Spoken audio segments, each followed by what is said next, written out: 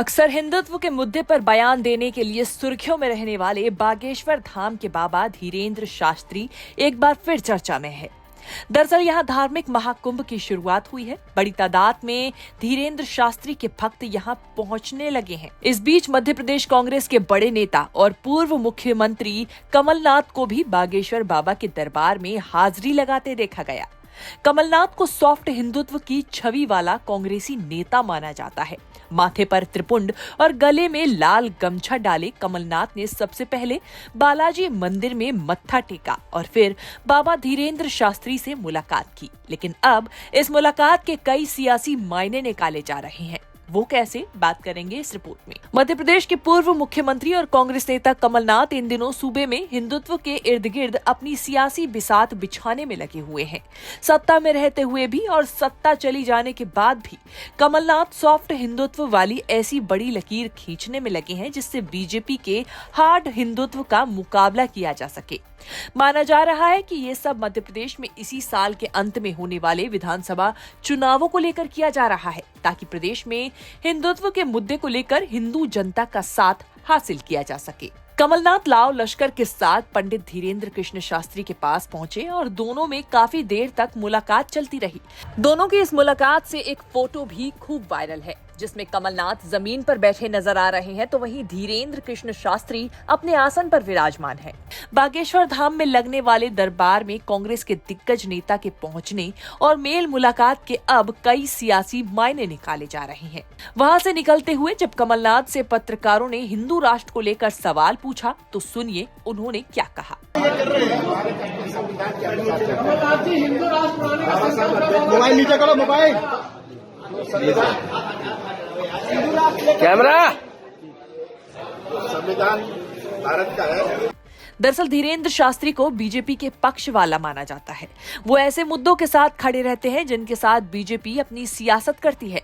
पिछले कुछ दिनों से लगातार हिंदू राष्ट्र की बात कर रहे हैं। हाल ही में उन्होंने भारत को हिंदू राष्ट्र बनाने का संकल्प फिर से दोहराया था और बताया कि ऐसा करने की जरूरत क्यों है। हम ऋषि परंपरा का अनुकरण करने वाले भारतीय सनातनी लोग हैं। हमें अपने वेदों पर, अपने इष्ट पर, ईश्वर पर भरोसा है कि हम जो अपने इष्ट से मांगते हैं वो परमात्मा दिल खोल कर देता है। तो जब करोड़ों हिंदू इस 13 फरवरी से 19 फरवरी तक यज्ञ में ईश्वर से कामना हिंदू राष्ट्र की करेगा तो भारत हिंदू राष्ट्र बनेगा। सब में प्रेम, सर्वधर्म समन्वय।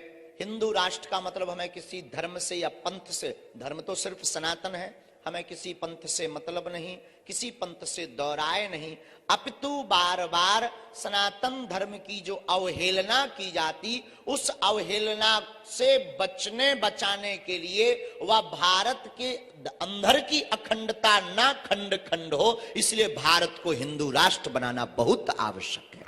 इन दिनों एमपी में बागेश्वर धाम मंदिर 13 फरवरी से लेकर 19 फरवरी तक धर्म महाकुंभ कार्यक्रम हो रहा है। कार्यक्रम के आखिरी दिन 121 लड़कियों का सामूहिक विवाह करवाया जाएगा। जाहिर है भक्तों की भारी भीड़ पहुंचेगी और इसमें शिरकत करने देश के कई कथावाचक भी पहुंच रहे हैं। ऐसे में कोई भी दल इतना बड़ा मौका हाथ से नहीं जाने देना चाहता। धीरेन्द्र शास्त्री इस धर्म महाकुंभ का बागेश्वर धाम में आयोजन कर रहे हैं। यही कारण है कि बीजेपी हो या फिर कांग्रेस, दोनों के शीर्ष नेता यहाँ पर हाजिरी लगाने पहुँचने लगे हैं। कयास लगाए जा रहे हैं कि कमलनाथ के बाद अब यहाँ आने की अगली बारी सीएम शिवराज की है, क्योंकि दोनों ही पार्टियां हिंदुत्व को अपने पाले से निकलने का रिस्क नहीं ले सकती। वहीं बात करें बीजेपी सरकार की तो प्रदेश की पूर्व मुख्यमंत्री ने बागेश्वर धाम के पीठाधीश्वर धीरेन्द्र कृष्ण शास्त्री का समर्थन किया है। कमलनाथ के दौरे से एक दिन पहले एक के बाद एक कई ट्वीट करते हुए उमा भारती ने धीरेन्द्र शास्त्री को अपने बेटे जैसा बताया। उमा भारती ने एक ट्वीट में लिखा, धीरेन्द्र कृष्ण शास्त्री को मैं अपने बेटे जैसा मानती हूँ, उनका आदर करती हूँ और वो हमारे क्षेत्र के गौरव हैं।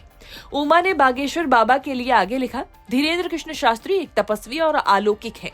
लोग उनके अधिक से अधिक जाकर दर्शन करें, ये मैंने हमेशा कहा है और अब तो जोर से ये बात कहूंगी।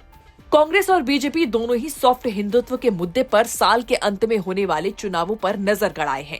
अब देखना होगा कि प्रदेश में होने वाले विधानसभा चुनावों में ये सॉफ्ट हिंदुत्व का मुद्दा राजनीतिक पार्टियों के कितने काम आता है। न्यूज़ तक ब्यूरो।